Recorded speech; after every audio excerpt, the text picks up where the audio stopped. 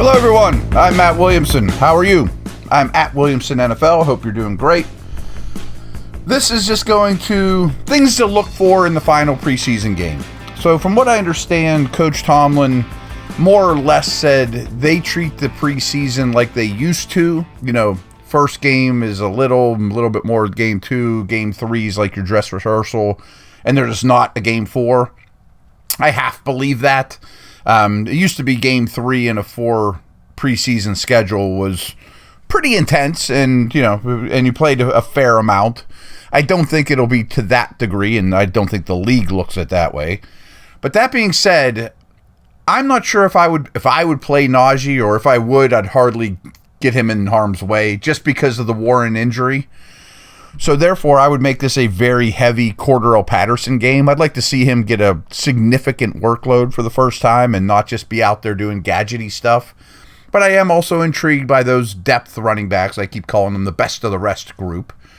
But all in all, running back aside, because of the Warren injury, I think you play just about everybody. I mean, I would want Siamalu and certainly Wilson, and I want to get something going on offense. I mean, without question. Now, obviously, pass protection needs to be better. I'd like to see Russ play significant snaps, 4 or 5 series, something like that, and then Fields clean up the rest. I don't care to see the other quarterbacks. I mean, I'd like to keep getting Fields better as much as possible. And if you're going to have Russ out there, you're going to have the ones. Pickens would scare me a little bit. Maybe I would pull him after 2 series, something like that. Get the ball in his hands once or twice. But heavy Cordarrelle Patterson game for me. I mean, it's just some things I'm looking for. What can he do as a pure running back? And, definitely more from Russ in the pass protection, and the offense as a whole is what we need to look for. On defense, I wouldn't play Watt or Cam. I don't see any reason to do that. But maybe this is a game you get Highsmith back in there.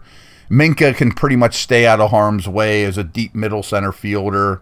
I want Queen to play, but for the most part, I'm playing the majority of my defense.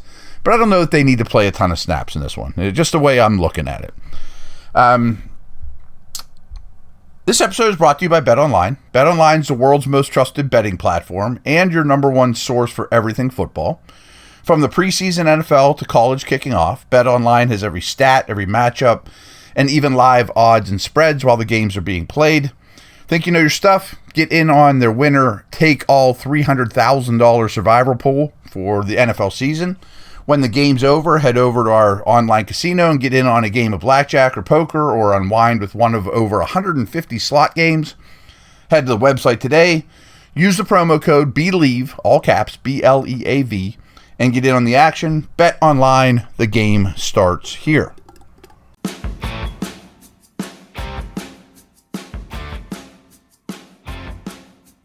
As is the case with every final preseason game, there are some bubble guys that could make a final push to make this team.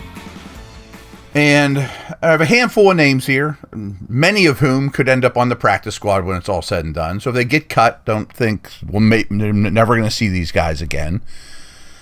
And a lot of it also is going to come down to special teams, too. You and I talk a lot of special team stuff. That is going to be key. So I was talking about this on the drive yesterday. I don't know how any team does it or how the Steelers specifically do it.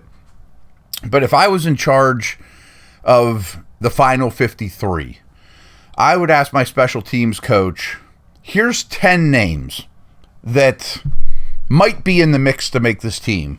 Please rank them 1 to 10 and how important they are to you. And in the end, I don't think Killebrew would be on there because he's already making the team. You know what I mean? Or here's 6 names, whatever it is, whatever your specific roster is. And in the end, you give Danny Smith, all right, you got number 1 on your list, you got 3, and you got number 6. Couldn't make the other guys work because they just don't do enough football stuff on offense or defense. Anyway, so that's a critical factor. I think we know Pickens and Jefferson are the top 2 receivers. Calvin Austin's going to make the team. He's the number 1 punt returner. Starting to hear good things about Roman Wilson, so I assume he won't start the season on any lists. Could they only keep 4? Possibly, especially if there's a trade in the works or you're planning on making a deal for, waiting to see who gets cut and add them. I don't love keeping Des Fitzpatrick or Quez Watkins. Scotty Miller would be my favorite of those 3, but the world would spin just fine without any of those 3 to me in black and gold. So I would love this 5th receiver to be somebody good from another team that might cost you a draft pick. Tight end, I think they're going to keep 4. But unfortunately for Rodney Williams, he probably won't be one of them. And maybe he has a similar season as he did last year with practice squad, an injury away from being first call up. Maybe here and there for special teams, you activate him on game day, something like that. But he would have to do a lot, or an injury would have to really help him out here. I don't think the Herbig injury all of a sudden makes a huge hole at backup center, because really Ciamalla could do it, Daniels can do it, McCormick can do it. I'm missing somebody too. Oh, Anderson is probably the number 2 center. But Ryan McCollum's been on this team a while. I would imagine he probably plays like the whole second half. And maybe he could take that Herbig roster spot. But if so, it might cost Dylan Cook his job. I understand that he has some sort of foot issue, so maybe he starts the season on PUP or something like that. But I've looked at Dylan Cook as a quality 4th tackle, but I don't know if he'll even play this week. So that's a name to just be aware of.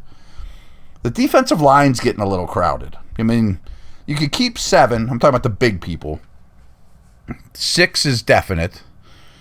I think Dean Lowry makes a team, but he hasn't done a lot in his new uniform. I think Logan Lee makes a team because he's a draft pick, and I haven't heard anything bad or seen anything terrible. I don't know about Loudermilk. I mean, something's got to give out of those 3 is the bottom line. Loudermilk, Lee, Lowry. One of those L words is gone, I would imagine. So maybe this game determines who you keep out of that group. Another position that might come from somewhere outside the organization is that 4th edge outside linebacker player. And obviously, special teams has a ton to do with that as well. Welshoff has played quite a bit. However, he's one of those international pathway guys, so you could keep him without him being a counted against your practice squad. I would imagine he gets through waivers.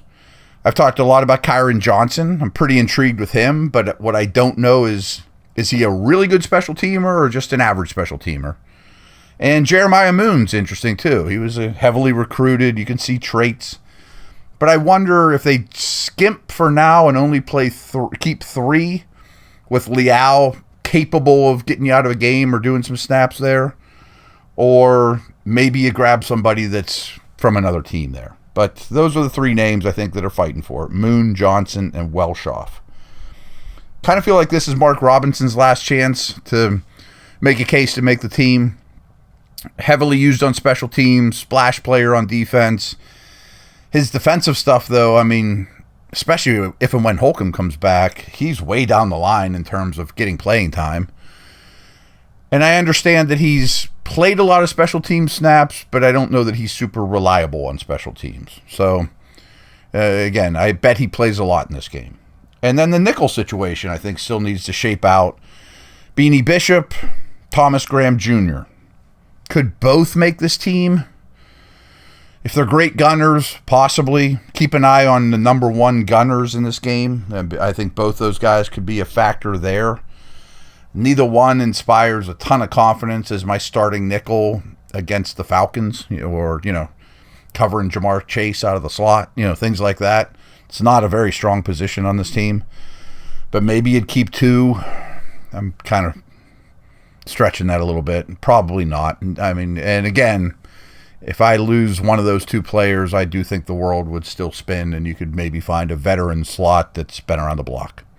So those are some things I'm going to be paying attention to. I would not expect a lot of scheming. I don't think you're going to see the nuts and bolts of, Arthur Smith's offense, especially from a deep schematic point of view. I mean, you'll probably see, actually, you probably will see the nuts and bolts, the basics, but you won't see the bells and whistles, that type of thing. So there it is. I mean, I'm pretty excited for the regular season, to be honest with you. All right, I'll be back post-game. That one won't be at 2 in the morning because it's a early game, so you'll get that Saturday night or you'll get it Sunday morning. That's a wrap. Over and out.